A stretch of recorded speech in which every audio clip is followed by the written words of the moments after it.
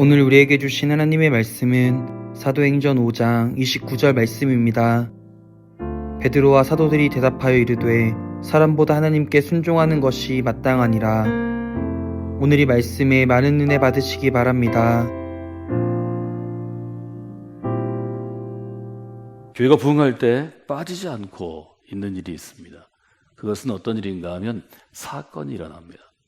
교회가 부흥하면 서로 함께 모이고 마음을 같이 해서 교제하고 떡을 떼고 또 좋은 일 가운데 선한 일 가운데 쓰임 받는 일이 물론 있지만 그 가운데 교회를 뒤흔들 만한 사건이 일어납니다. 이것을 저는 도전이라고 표현합니다. 말하자면 우리가 부흥의 때를 만날 때 그 부흥의 때가 지속되지만 그 부흥의 때 반드시 우리가 해결해야 된 문제가 생기는데 그것이 우리에게 도전으로 다가옵니다. 새로운 도전 앞에 서는 것입니다. 이 새로운 도전은 두 가지로 나눌 수 있죠. 하나는 내부의 도전이고 또 하나는 외부의 도전입니다. 지금 사도행전 5장과 6장에 내부의 도전과 외부의 도전이 대표적인 사건을 중심으로 나오는 것을 보게 됩니다. 도전은 내부의 도전을 받을 때는 외부의 도전이 좀 잠잠합니다. 외부의 도전을 받게 되면 내부의 도전이 잠잠합니다. 우리가 감사할 수 있는 것은 하나님께서 어떤 도전을 주실 때 좀 이렇게 순차적으로 순서를 정해서 주신다는 거죠. 내부의 도전이 있을 때는 그 문제를 해결할 수 있게 하시고 내부의 도전이 끝나면 또 밖에서 도전을 받고 밖에서 도전을 받을 때는 내부는 좀 결속되고 하는 걸 저희들이 볼 수 있습니다. 중요한 것은 어떤 것인가 하면 부흥의 때 반드시 도전이 있다는 것입니다. 그래서 이 도전을 잘 해결하면 잘 이기면 그 부흥이 지속되는 것이고 더 큰 말하자면 폭발적인 부흥을 가져오는데 이 도전을 해결하지 못하면 도전 앞에 무릎 꿇게 되는 거죠. 말하자면 사그라드는 거죠. 부흥은 부풀어 오르는 것이라면 폭발적으로 나가는 것이라면 이 부흥을 멈추게 하는 것은 도전입니다. 이것은 우리가 시험이라고 부르기도 하고 유혹이라고도 부르는데 저는 도전이라는 말이 더 적합할 것 같습니다. 우리가 내부적으로 말하자면 한 개인이 성장하는 그리스도인이 되고 교회는 부흥하는 교회가 되면 이 성장과 부흥을 멈추기 위해서 반드시 어떤 일들이 일어납니다. 그래서 이것들을 초기 교회는 시련이라고 표현했습니다. 이 시련을 잘 이겨내면 우리가 더 견고하고 흔들리지 않는 교회가 될 것입니다. 내게 오는 시련을 잘 이기면 내가 흔들리지 아니하는 그리스도인이 될 것입니다. 이것은 초기 교회가 예외 없이 씨름했던 문제였습니다. 이 씨름을 이겨내고 교회는 일종의 유럽 전체에 일종의 기초가 되는 정신적인 토대, 신앙적인 토대를 쌓게 돼서 캐톨릭의 시대를 열게 되는 거죠. 우리 교회도 마찬가지죠. 여러분 개인도 마찬가지입니다. 내가 믿음으로 잘 살려고 그럴 때 또 우리 교회 가운데 믿음으로 살려는 아주 귀한 일들이 일어날 때 신앙생활에 열심을 낼 때 교회가 하나 돼서 하나님께 쓰임받는 것에 열심을 낼 때 반드시 도전 앞에 서게 됩니다. 우리가 볼 수 있는 대표적인 내부의 도전이 5장 1절로부터 11절까지에 기록되어 있습니다. 부흥을 경험한 교회는 밖으로뿐만 아니라 안으로 다 같이 일종의 성장하고 또 하나 되는 기쁨을 누리게 되죠.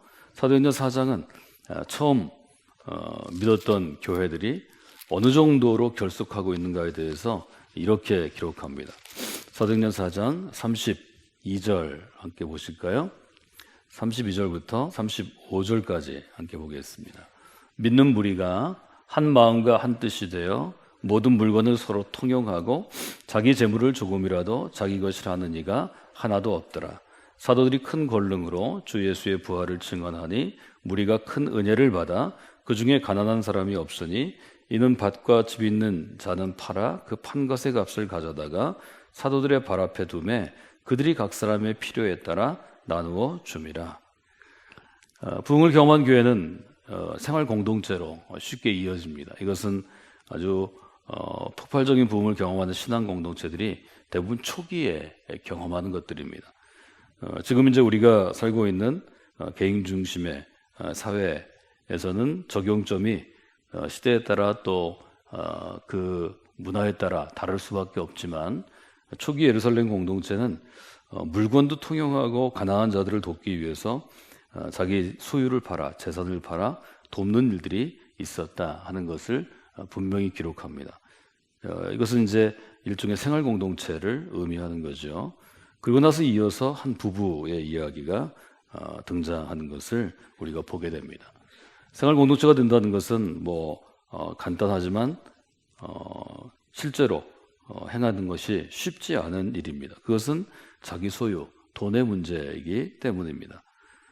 생활 가운데서 처음 공동체가 잘 사는 사람과 못 사는 사람의 편차가 큰 사회였기 때문에 일종의 신분이 있는 사회였기 때문에 있는 사람들은 좀 자기 재산을 내놓아 팔고 그것을 교회에 내놓아 사도들의 발 앞에 놓아서 가난하고 힘든 사람에게 나누어 주는 일이 이 부흥하는 교회 가운데 있었습니다.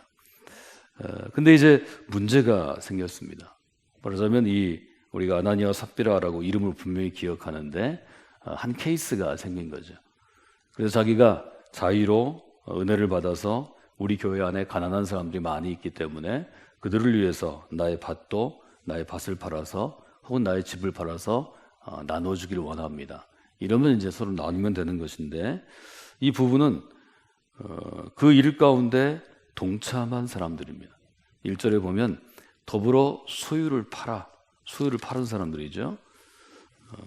소유를 팔아서 이분들이 아주 분명하게 사도들에게 재산을 바쳤는데 그 결과는 이 두 사람에게는 죽음이었습니다.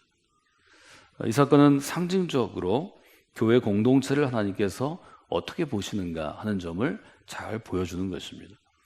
하나님의 강력한 은혜가 임하면 대부분 은혜 받은 사람들이 하는 일은 하나님께 감사하는 것이고 자기의 소유를 하나님의 일에 쓰려고 노력하는 것입니다. 이것은 모든 은혜 받은 사람들이 체험하는 것입니다. 그 중에 더 큰 은혜를 받은 사람이 있겠죠. 그래서 더 큰 은혜를 받은 사람의 이름을 사장은 이렇게 기록합니다. 구브로에서 난 레이족 사람이 있으니 이름은 요셉이라. 사도들의 일컬어 바나바라. 그가 밭이 있음에 팔아 그 값을 가지고 사도들의 발 앞에 두니라. 바나바라는 인물이 있습니다.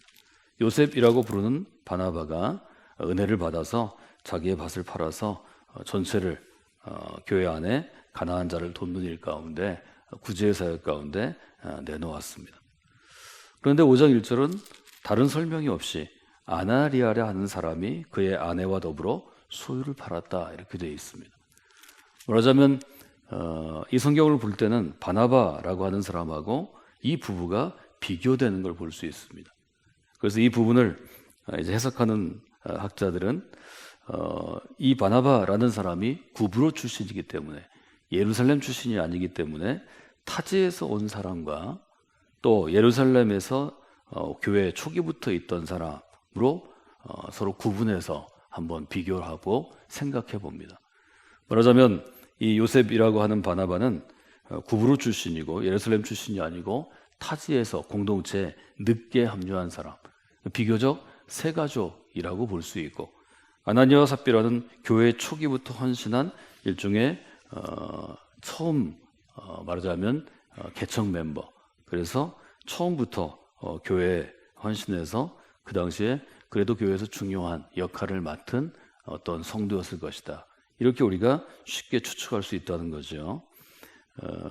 그런데 바나바는 전체를 드리고 이 아나니아는 자기에게 필요한 부분을 떼놓고 이제 사도에게 가져갑니다. 왜 문제가 생겼을까 하는 걸 저희가 상상해 볼 수 있죠. 2절에 보면 그 값에서 얼마를 감춤해 그 아내도 알더라. 얼마만 가져다가 성도들의 발 앞에 두었다. 이렇게 표현합니다. 번역에 따라 다르지만 대개 절반 정도 떼어놓고 절반 정도 가져갔다. 이렇게 번역하는 성경도 있습니다. 문제가 생긴 거죠.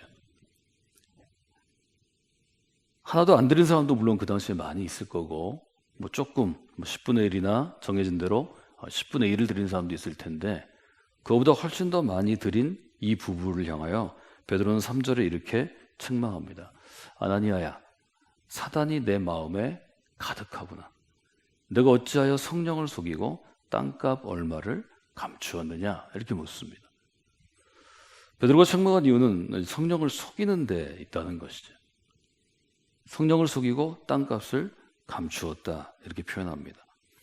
말하자면 우리가 상상할 수 있는 것은 이 부부가 실제로는 밭을 판 것에 일부를 드렸는데, 한 절반쯤 드렸는데, 주변의 교인들이 볼 때는 전체를 드린 것처럼 가장했다. 이렇게 볼 수 있던 거죠.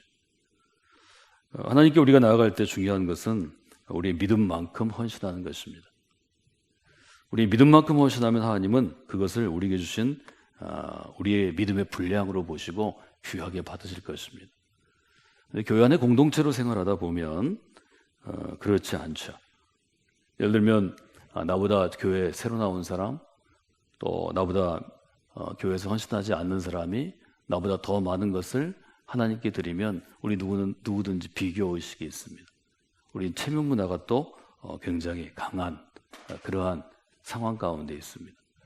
말하자면 아내와 삽비라는 이것이 10분의 1입니다. 이렇게 공개적으로 교인들도 그렇게 알고 또 본인도 그렇게 알고 사도들도 그렇게 알며 드렸으면 문제가 없었을 텐데, 자기가 전체를 드리는 것은 아닌데 전체를 드린 것처럼 가장했는, 말하자면 가면을 썼을 가능성을 저희가 여기서 추정할 수 있습니다. 그래서 베드로가 이렇게 얘기하죠. 땅이 그대로 있을 때도 너의 땅이고 이 땅을 판 다음에도 내 마음대로 판 대가 땅값을 처분할 수 있다. 그런데 어떻게 이 일을 내 마음에 두었느냐? 너는 사람에게 거짓말한 것이 아니고 하나님께 거짓말한 것이다. 이 사절이 굉장히 중요하다고 생각합니다. 우리는 사람에게 잘 보이기 위해서 가면을 쓸 때가 있어요. 거짓말하다는 것은 가장하다.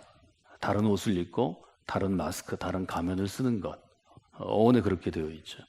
사람에게 거짓말하는 것은 내 원래의 모습이 아니라 보이고 싶은 모습으로 서는 것입니다. 우리가 하나님께 헌신할 때, 지금 저희들은 땅이나 이런 것들이 대부분 돈의 가치로 환산되니까 헌금 생활할 때 보이기 위해서 할 때가 많이 있습니다. 이것은 우리 모두가 자유롭지 않은 일입니다. 다른 교인들이 나를 어떻게 볼까? 내가 그래도 교회에서 이 정도 오래 교회 다녔고 이런 직분을 갖고 있고 또 이런 일을 하고 있는데 다른 교인이 나를 어떻게 볼까? 이것 때문에 문제가 많이 생길 수 있습니다. 특별히 부흥하는 교회, 또 특별히 새로워지는 교회 가운데는 그 교회를 오랫동안 섬겼거나 중요한 일을 감당하거나 중요한 일을 맡고 있는 분들이 이 부분에서 더 정직하게 하려고 노력해야 합니다. 여러분, 믿음만큼만 헌신하셔야 합니다. 믿음보다 더 헌신하는 것은 중요한 일이지만 그 헌신의 정도를 내가 감당할 수 없으면 그것은 여러분 한 사람을 넘어뜨리는 게 아니라 교회를 넘어뜨릴 수 있습니다. 여러분, 이런 점은 아주 우리가 분명하게 봐야 합니다. 예수님께서 제일 경계하신 것이 어떤 것인가 하면 가면을 쓰는 것입니다. 즉 위선입니다. 예수님은 구제에 대해서 마태복음에서 제자들에게 가르치는 구제 설교에서 처음을 이렇게 시작했습니다. 사람들에게 보이려고 그들 앞에서 너희 의를 행하는 것 주의해라. 사람에게 보이려고. 우리가 신앙생활을 할 때 사람에게 보이려고 하는 부분이 저에게 많습니다. 그런데 이것이 모든 사람에게 있는 정도면 괜찮지만 모든 사람보다 욕심이 있어 더 많으면 문제가 많아집니다. 이 점은 여러분들이 좀 주의하시면 좋을 것 같습니다. 예수님께서는 아주 분명하게 얘기하십니다. 사람에게 보이려고 의를 행하는 것 주의해라. 하늘에 계신 너희 아버지께 상을 받지 못할 것이다. 우리가 이렇게 오랫동안 또 이렇게 우리가 마음을 다해서 신앙생활을 했는데 하나님께서 주시는 거룩한 상을 받지 못한다면 얼마나 허탈하고 허무할까요? 그 점을 저희들이 보면 좋겠습니다. 하나님께서 인정하시는 견고하고 아름다운 교회일수록 사람에게 인정을 받으려고 하나님을 속이려는 유혹에서 조금 더 벗어나려는 노력이 있어야 합니다. 그러니까 우리는 하나님 앞에 서려고 노력하는 것이지 사람들의 인정을 받으려고 신앙생활을 하는 것은 아닙니다. 교회가 많아지고 또 교회가 커지고 또 그리스도인들이 사회적으로 출세하고 성공하면서 교회 안에서 열심히 신앙생활을 해도 박수를 받고 영광을 받는 시대가 되었습니다. 아주 어려운 시대입니다. 교회에서 열심히 봉사할수록 사람들에게 핍박을 받고 어려움을 받는다면 우리는 신앙생활을 잘 할 수 있을 것입니다. 그러나 우리가 교회에서 열심히 해도 사람에게 인정을 받고 또 사람들이 열심히 하는 것에 박수를 쳐준다면 그것은 아주 큰 도전입니다. 아주 큰 유혹이 될 수 있습니다. 여러분, 우리 시대는 신앙생활을 잘하는 것이 쉬운 시대가 아닙니다. 예수님 잘 믿어도 잘 살 수 있기 때문입니다. 예수님 잘 믿으면 먹는 게 어렵고 입는 게 어렵고 다른 사람과 어울리는 게 어려울 때, 그때가 신앙생활을 더 잘할 수 있는 때입니다. 여러분들은 지금 어려운 때 신앙생활하고 계십니다. 여러분, 사람의 인정을 받으려는 마음들을 새벽에 하나님께 나오실 때마다 조금씩 끊어내시면 좋겠습니다. 할 수 있으면 내려놓고 나가시면 좋겠습니다. 내려놓고 나가도 어느새 얼마나 큰 짐이 되어 내 어깨를 짓누르는지 우리가 금방 압니다. 우리에게 중요한 것은 사람에게 보려는 것이 아니라 하나님 앞에 서는 것입니다. 여러분이 그 신앙의 자세를 회복하는 분들이 되시면 좋겠습니다. 사람이 얼마나 어리석은지를 우리는 이 부부를 통해서 알 수 있죠. 또 하나 우리가 교훈을 얻자면 아주 분명하게 베드로가 이야기한 성경에 기반을 두면 좋을 것 같습니다. 이 부부는 다른 사람의 재산을 뺏은 적도 없습니다. 다른 사람을 속이지도 않았습니다. 자기의 것입니다. 자기의 소유를 감추고 자기의 소유를 속인 것입니다. 얼마나 어리석은 거예요.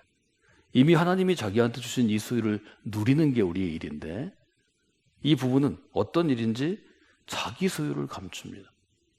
감출 필요가 없죠. 자기 소유는 자기가 쓰면 되는 것입니다. 하나님 주신 거니까요. 7절에 보면 아내가 들어옵니다. 3시간쯤 지나 그의 아내가 일어난 일을 알지 못하고 들어오니 베드로가 이제 아내에게 확인합니다. 땅을 판 값이 이것뿐이냐? 솔직하게 얘기를 해봐라. 아내가 얘기합니다. 이것뿐입니다. 베드로가 책망하죠. 베드로가 이르되 너희가 어찌 함께 꾀하여 미리 모의하여 상의해서 주의 영을 시험하려 하느냐.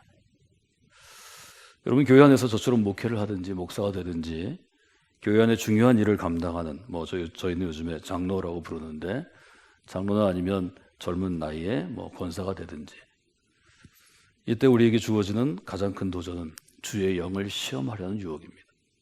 우리는 하나님이 아닙니다. 우리가 이 땅 가운데 아무리 귀한 일을 하고 아무리 옳은 일을 하고 해도 우리는 죄인일 뿐입니다. 교회 안에서 무슨 일을 좀 대단하게 하고 다른 사람의 인정을 받고 많은 성과를 내면 꼭 우리가 하나님의 자리에 앉아있는 그 어리석음을 늘 범합니다. 예외는 없습니다. 교회 안에 어떤 감투를 안 쓰면 좋을 텐데 감투 써서 그 이전보다 나빠진다면 이것은 우리가 서 있을 자리가 아닙니다. 여러분, 교회는 자리를 잡는 때에도 부흥의 때에도 늘 도전 앞에 있습니다. 저희가 지금 내부의 도전만 얘기했지만 외부의 도전은 훨씬 더 큰 것입니다. 이것은 우리 신앙인의 내부와 외부에도 동일하게 있습니다. 저는 우리 교회가 부흥의 때를 늘 맞기를 원하고 또 이때 이 내부의 도전에 승리하는 그리스도인들이 많이 세워지기를 원합니다. 할 수 있으면 우리 모두가 승리하기를 원합니다. 두 가지를 이기셔야 합니다. 사람에게 인정을 받으려는 이 끝없는 욕망을 여러분들이 이기셔야 합니다. 사람에게 인정을 받는 것은 중요하지만 하나님보다 중요하지는 않습니다. 두 번째는 하나님의 영을 시험하려는 못된 마음이 우리 마음에 있습니다. 하나님은 시험 받은 분이 아닙니다. 내 이름을 망령되이 읽지 말라. 나는 만홀히 여김을 받는 자가 아니라 하나님은 경배와 찬양과 영광을 받으시는 분이고 우리의 시험을 받는 분이 아닙니다. 이 점을 여러분이 마음 가운데 두시면 좋을 것 같습니다. 저는 오늘 여러분들에게 두 가지 기도의 제목을 부탁을 드립니다. 하나님, 우리 교회가 내부의 도전 또 외부의 도전을 이겨내는 교회가 되게 하여 주시옵소서. 우리 교회가 하나님 앞에서 신실한 성도를 세우게 하소서. 여러분이 기도의 제목을 가지고 나아갈 때 여러분에게 오는 신앙의 도전을 아니든지 받기든지 이길 수 있도록 하나님이 도와주시기를 원합니다.